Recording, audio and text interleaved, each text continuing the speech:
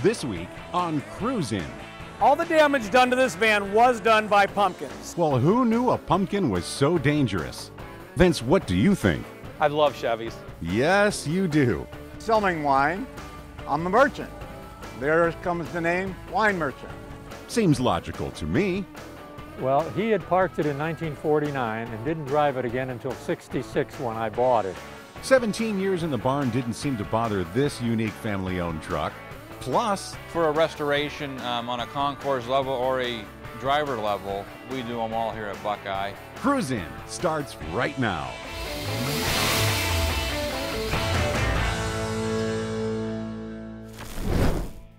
Well, it's Carolina blue, but it's almost baby blue. What's up? Yeah, it was, when I bought the car, it was that way. The original color is Glacier Blue, which is a couple shades darker. I found the car on eBay and I bought it from North Carolina. The guy was a big Tar Heels fan, so it's Carolina Blue. Now, have you always been looking for a 69 or? Just, I like the A-frame. I like the GM A-body cars. So yes, I like Chevelles, anything along those lines, yeah. Originally, that was 350 in the 69, correct? Yeah, this car originally had a 350 in it. That was replaced last year by the 454. Well, yeah, I mean, if you're going to be powder or baby blue, I mean, you got to be able to back it up some way. You got to. And that's what's under a cowl induction hood. Love the rally stripe right down the middle. What have you done to the car since you got it? I put the engine in it. I put a new tranny in it. I put a turbo 400 tranny. Put a 12-bolt rear end in it with 356 gears. I redid the interior. I have a custom dash with all autometer phantom gauges. Nice stereo system with a 100-watt amplifier. The seats are out of a Camaro. They're power seats out of a newer model Camaro. So a little more modern technology, going back to, you know, creature comforts, if you will. Yeah, I like to mix a little old with a little bit of the new.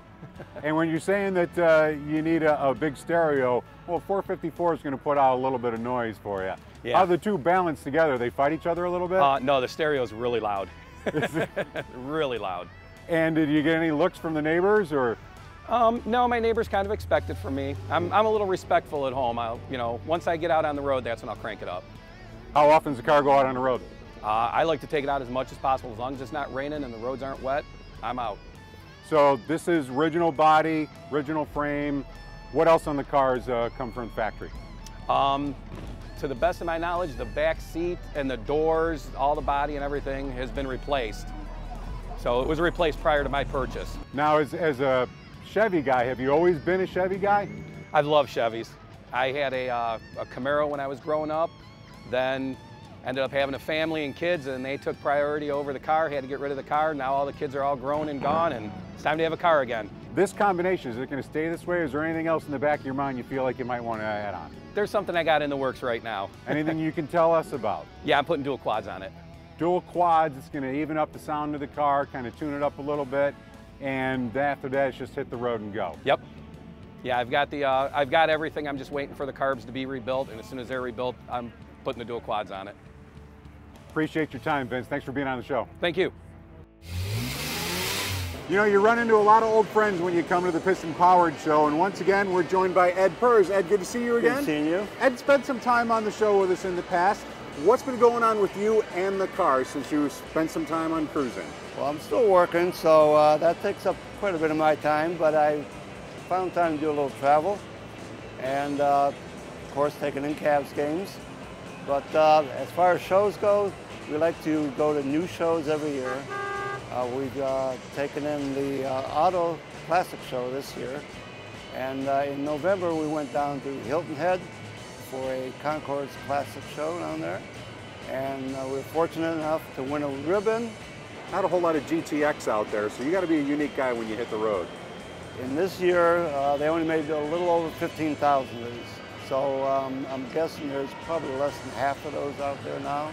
Ed, thanks for being on with us again. I appreciate it. And hopefully we'll run into you again. I hope so. Enjoy the show. Thank you. 3, 2, 1. Tell us how a pumpkin cannon became part of some of the cruises that you'll see across the state of Ohio. I grew up a gearhead. My neighbors were wrenching on 67 Chevelles and 57 Nomads and things like that. Thursdays all throughout the year, mid-May through September, we do car cruises. Later in the year, when the pumpkins are starting to get ripe or we have watermelons, we bring out the cannon and we bring out the van. How far do you shoot them? If you're destroying a van, or I mean, are these close range shots, or can you do it from 150, 200 feet away? All the damage done to this van was done by pumpkins. 6 to 8 inch pumpkins, 3 to 5 pounds, 40 PSI coming out of that cannon very, very rapidly. It's about 75 yards away when I'm doing this damage. 75 yards? 75 to 100 yards. The cannon itself has a range of about a half a mile. I really don't get out much with this. This is a new opportunity. This is a great show to come to. So the van is, this is the only place the van has been besides Mays Valley. And when you started, said, hey, what can we do to show off this pumpkin cannon? What can we blow up or what can we destroy? And someone said, hey, how about that van over there? Or did it start by accident? No, it was a kind of a thought through process. What's more fun than tearing up cars and shooting stuff and things like that? Michael Waltrip was at our place one time and he said, that gourd blower's got go, to quote the man. And anyhow, so we got a van, the local scrap, I have a local scrap guy who brings them to us. It's kind of just like a transition. We just borrow it for a while. You might say we pre-chew it before it goes to the scrap yard and gets recycled. Any errant shots, any mishaps, take down the neighbor's shed? One ornamental cherry tree, that's all I can say. Just one? One ornamental cherry tree, yeah. And maybe kind of close to one goat. But other than that, I learned a little bit about how to fire that. I fire about 1,000 pumpkins a year out of that thing. I've fired about 10,000 pumpkins out of that pumpkin cannon since I built it. And you said 40 PSI for like a 5 to 6 pound pumpkin? Yes. That doesn't sound like a lot. Exactly. Stay in school, kids, and learn your physics. This is how it works right there. It's a whole lot of air volume being released in a very, very short period of time.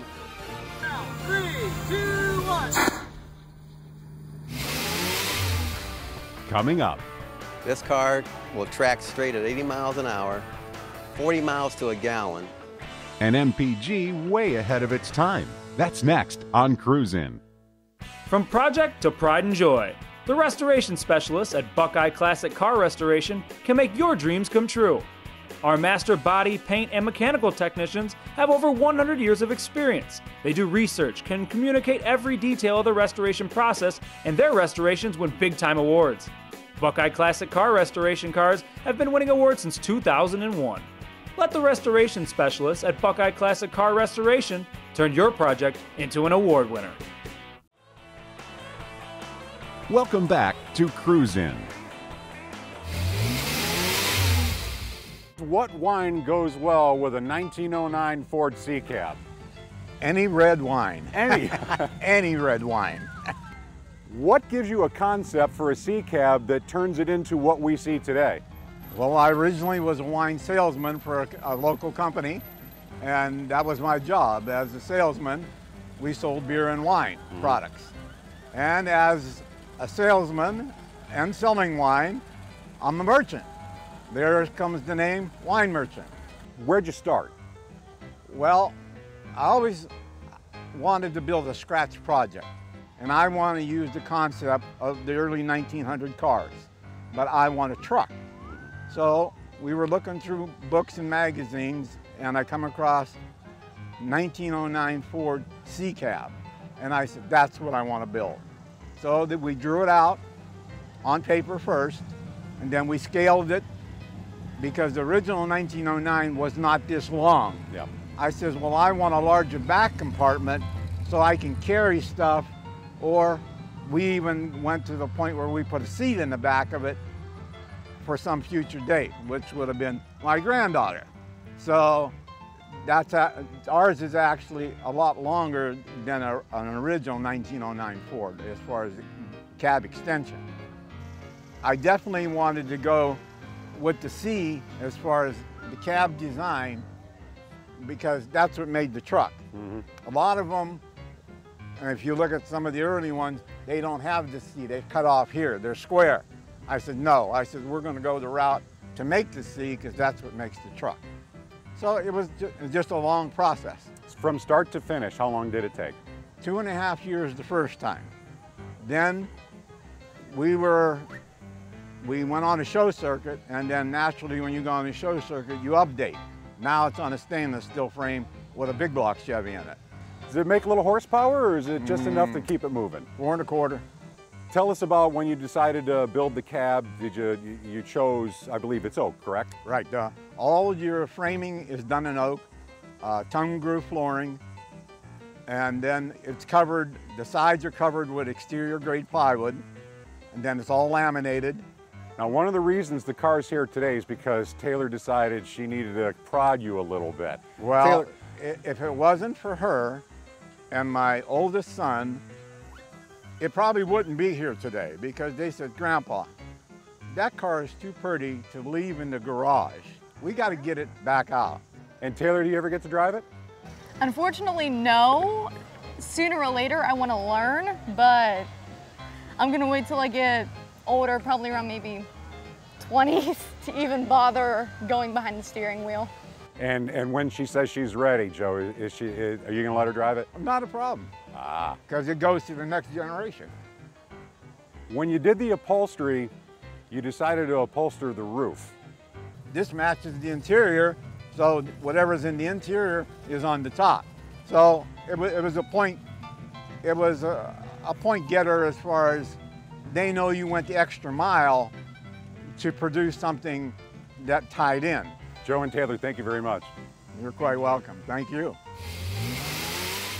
Dan, I've heard of a barn find, but really a basement find? Yes, it was in a basement in Steubenville, Ohio. A basement in Steubenville, Ohio. How'd you come about the car, and how'd you get it to where it is today?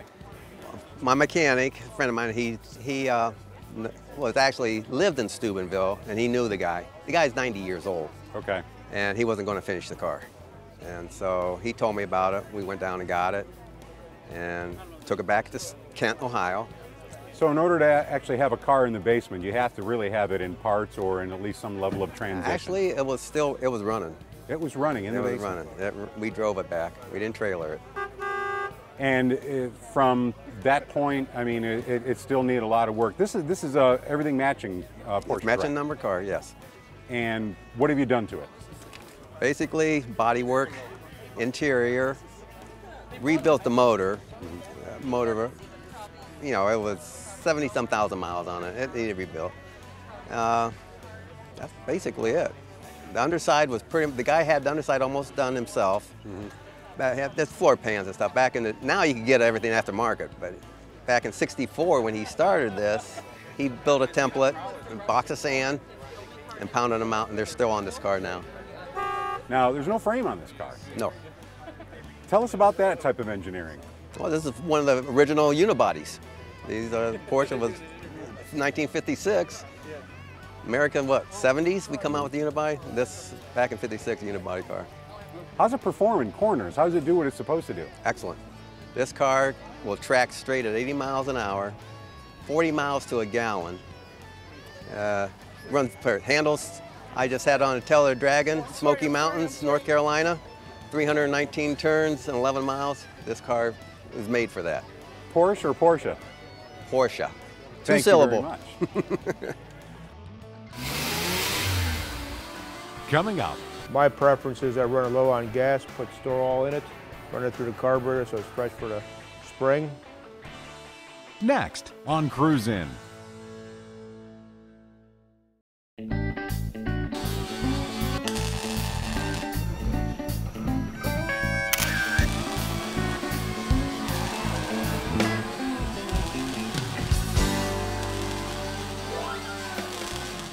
Hopefully everybody enjoyed this season of Cruising with the Buckeye Guys. As you can see here, we offer a full service shop and we do a lot of cool projects and we do them correctly.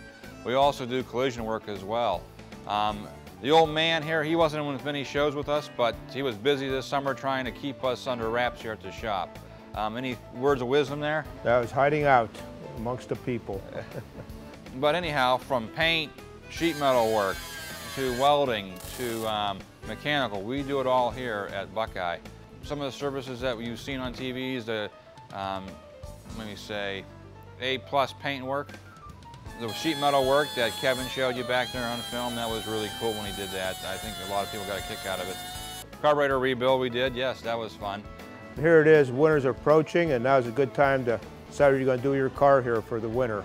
You know, you have choices. You can store it for the winter, which really involves, should have a battery tender. My preference is I run it low on gas, put store oil in it, run it through the carburetor so it's fresh for the spring. And also during the holiday time or the Christmas time, sometimes you want to buy, you know, some car work done for your car, some new carburetor installed for Christmas, whatever. We can put those on for you here. We're accepting reservations for restorations currently. The waiting list though for a full restoration from start to finish is running about a little over 2 years right now on a full complete restoration. On paint and body work, you're usually less than 6 months on that. For a restoration on a concours level or a driver level, we do them all here at Buckeye. The concours level restorations, we have specialized in the past, and we've done a lot of award-winning concours d'elegance work. But lately we've been doing a lot of driving cars too, where people just want to get out on the road and drive them. We've been putting modular motors in, 6-speed transmissions, independent suspension in the back, 4 links, all that good stuff. So we can do it all here at Buckeye. At Buckeye Classic Car Restoration, we only use the finest quality in paints and sickens. We use Lincoln Electric welding wire. We use great outsourced companies like Benchwick Carburetors that have helped us come a long way. And all our people we do business with, we really appreciate it. And if you have a little minor dent in your car, we can fix that up for your truck, whatever, if it was hitting the back or in the front, you got a little ding and you want it fixed up for next spring, we'll be happy to do it for you. We do collision work as well. The body shells that we do build here at Buckeye Classic Cars, and the body shell company is called Thoroughbred International. We build a 65, 66 Mustang Fastback and convertible body shell, as well as the 67, the 76 Ford Bronco body shell.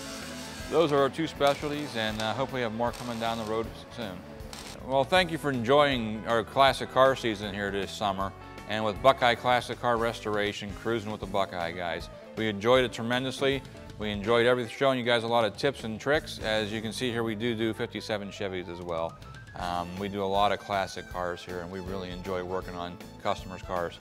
The quarter panel was buckled, the frame. The owner brought it in. We looked at it. He had to deal with the insurance company. We helped him out with the insurance company. He was heartbroken over it because of a rust-free body. Thanks for watching, you guys, this year, and we can't thank you enough. Visit our Facebook page at Buckeye Classic Cars or BuckeyeResto.com. See you next summer.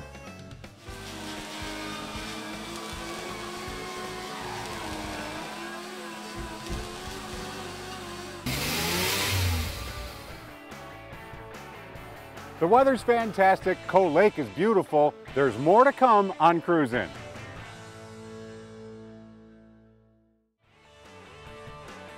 Now, let's get back to cruising.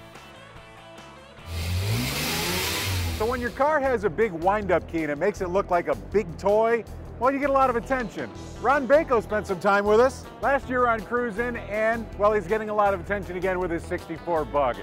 Good to get out, isn't it? Oh, yeah. Oh, when I came in, we pulled in. I kept driving around the IX Center just so I could drive it a little more. My buddy says, "We ever going in?" I said, "We will," and we eventually made it in. This is a summertime car, Oh, man. yeah. But we're driving it home. We're leaving here today, we load it up, and we're gonna go home. We're driving it all the way home. I have never seen a Graham Brothers out of Detroit. Where does this come from? How about a little backstory? Well, they started making trucks in 1917, but the Graham brothers had their own shops, and they put a longer chassis, a big rear end pumpkin in the back, and different tires in the back so they could haul more weight. And the last one was 1928.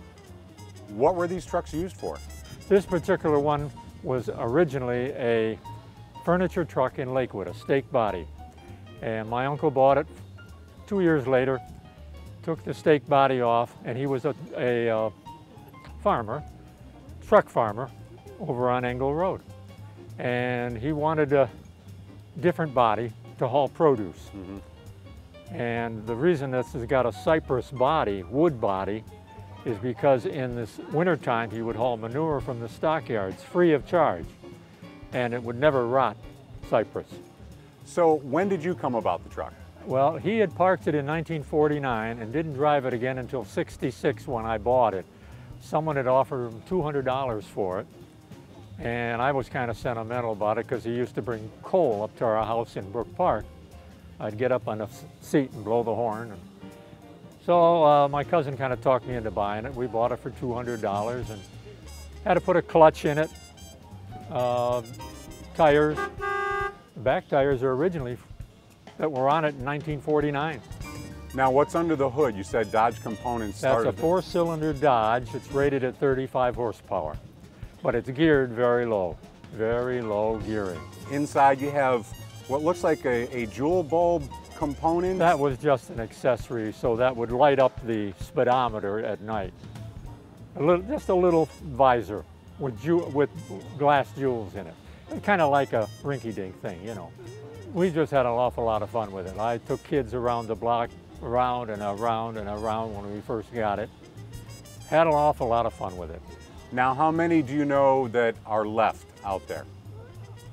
Left of them now are, I've located the various years all the way up to 28. I've located about 225 of them worldwide. Now you say worldwide, were these shipped overseas? Yeah, they were very popular in Australia and New Zealand to haul wool. They were sent without a cab. You had to do whatever you wanted to with the cab when you got them there. They were very popular, not so much in Europe, but they're in Mexico, Canada, South America. But it's quite different. You'll never, ever probably see another one. I don't even have pictures of another 24. What about parts? What happens if parts, engine parts you can get because it's Dodge. Transmission parts. I had to have a clutch put in. That was one of the major things that we did.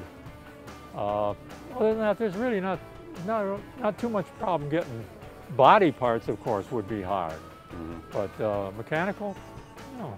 Well, it looks fantastic. It has a lot of character. I'm glad we found it, and I'm glad you brought it here today. Thank you. I appreciate it.